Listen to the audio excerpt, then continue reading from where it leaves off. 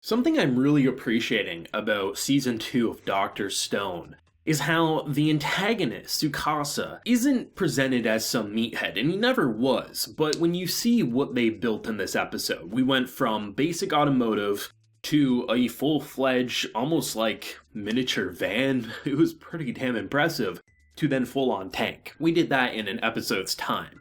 How, in realistic sense, could someone with an army of brute men and women with spears be able to stop a ramming tank? Well, most likely because our boy Senkuu doesn't want to kill anyone. But they have one of their friends, Chrome, as prisoner. So once you debut your assault, at that point, he's probably just gonna try to kill you all without any hesitation because you have weaponry that he fears and understands will beat him. But instead of making someone like TSUKASA like Taiju, someone who's very loud and powerful but not really all that intelligent, you make him actually cunning. He's not the type of character who can build a tank, but he's the type of character that came from a world with tanks and understands that a man this intelligent will make weaponry, will make vehicles that most likely will be a form of transportation that will be used in order to retrieve his friend. So he makes traps, these holes that will, like a single person stepping on it will crumble. A vehicle will go into a pit and destroy it. It's the little things that makes DR.STONE, especially with the Stone War, so engaging, because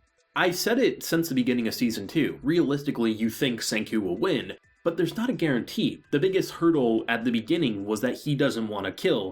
Someone like TSUKASA really probably would without much struggle. So at this point, that seems to be the main wedge, that he has to find ways to stop it without actually killing, and eventually there will probably come overlap that will cause him to basically fumble. But in this episode, you're also seeing that just because he's not some Einstein-level character doesn't mean he can't navigate around intelligent people like Senkuu. And while you know it probably isn't going to be the end-all be-all, most likely Senkuu would see it coming, and even if he didn't, he probably would have a backup plan of some sort. At the same time, seeing characters like Chrome realize that, he can't just sit there at this point. At first he could because he realized that, we have Suika there, everything's going to be a-okay. At this point, he has to find his own way with science to get out of there so he can warn the others and then they can use that surprise attack in a different way. Because once they know they do have it for sure, there's not going to be a second chance. They won't keep themselves in the open like they currently are. And the fact that he purposely placed their prisoner in the most perfect area that you could rescue someone with a vehicle, it's the little things that makes DR.STONE what it is, and I really appreciate it because in this episode, I was loving it. I still think they're explaining how they get to these spots really well. The idea of the shield and how they reinforced it, the upgrades to the vehicles, it all does line up, and I love seeing Mecha Senkuu pop up saying like, hey, if you're gonna try it at home, use this and this, and I'm like, okay, this show's amazing. But there was a thought in the back of my mind. It was pretty small, but I was thinking to myself, they're really having an easy time. They really are. It feels like with a vehicle, with a tank, so to speak, this guerrilla warfare, there's no struggle, right? You would ram in, protect your friend, and then at that point, even if worse comes to worse, you can run over the people even if you don't want to do it because you're such a good guy. But then to see the traps, to see the actual planning, this isn't a man who became leader just because he can punch harder than the other guy. He's a leader with a vision, and even if you don't agree with his vision, you realize his strength can beat you. This is a man who's fearful of war. It's only natural that he combats what seems to be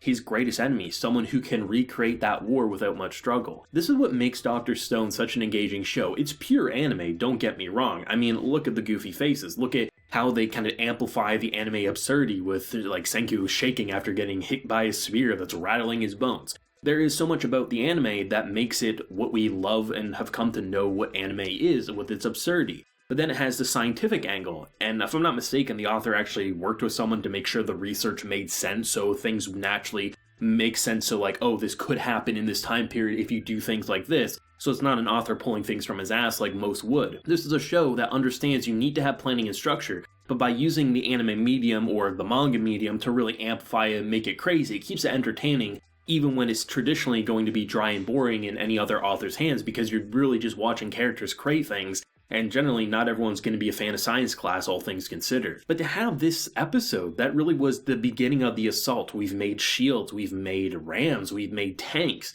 Where do you go from here? Well, in a world where, even though you can make seemingly anything, this man has the mind to create anything. A simple hole. with some spikes in the bottom could be the deciding factor of if Senkuu wins or loses. And it's something that you can say, well, he probably has thought ahead of that. Maybe he'll throw rocks or something, maybe Senkuu would see it coming. It still makes you say that this isn't going to be as one-sided as I think many people left season 1 may be assuming. I myself was thinking it was probably going to be 50-50, but I've seen some good arguments saying why Senkuu was going to slam dunk this, no issues, or I've even seen some great arguments on why TSUKASA would win because he has no problems getting his hand dirty and will take advantage of that, as seen by Chrome in this episode, right? But it's so interesting to see how the simplest ideas can be the biggest foil. You're looking at this complex machinery and a simple pitfall could have destroyed it. That's interesting to me. That's fascinating to me. And what else does he have up his sleeve? Because I don't imagine TSUKASA is putting all his eggs in this basket. He's probably saying, Senkuu might see this coming. Senkuu might get away with this. What do we do after that? Well, maybe I'll kidnap another friend. Maybe I'll do this or that. I love this. This show is exceptional, and this was an enjoyable episode. I mean, at first I wasn't sure how to feel about it just because it was more or less what we saw from last week, but seeing it all click by the end, I really appreciate the advancements of their technology and where it ultimately led up. This advancement versus a whole, and it's so simple, but it's like, this is why I love Dr. Stone. And this is why I've heard so many good things about Stone Wars, because it's really, do you want to stick with the old ways or do you want to stick with the new ways?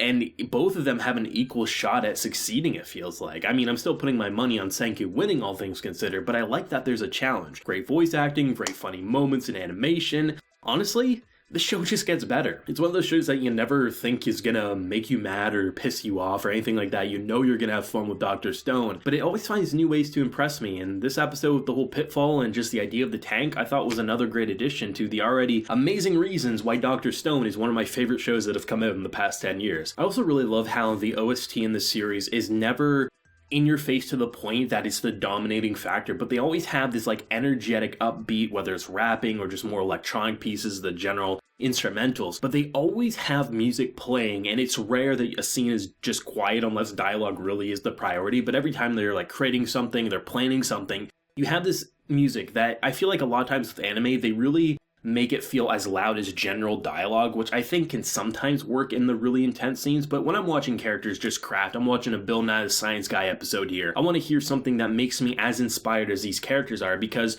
truthfully, as cool as it is, I'm naturally not going to be like, oh, I'm really interested in seeing a Carby mate. But by having that music really make it feel as inspiring for me as it is for these characters who's either never seen it or haven't seen it in so long, it makes you so engaged to see how they're going to make it, what it's going to look like in this day and age in comparison to our own. And the music, I really think, is an underdog in this series because people love the funny faces, people love the characters, but I think the music is one of the most underappreciated aspects that Dr. Stone has going for it. And if you've ever listened to the full soundtrack, especially in season 1, it's really solid just for your own background music, I have to say. Let me know your thoughts and feelings down below. What did you think, and where do you think it's going to go next week? Do you think Chrome's going to be able to escape by himself, or do you think Senku's going to have to lend a hand in order to get his friend out of that bamboo cage? If you enjoyed the video, leave a like, share your support, and hit that subscribe button if you happen to be new around here. So until next time, everyone, please take care and have a good one.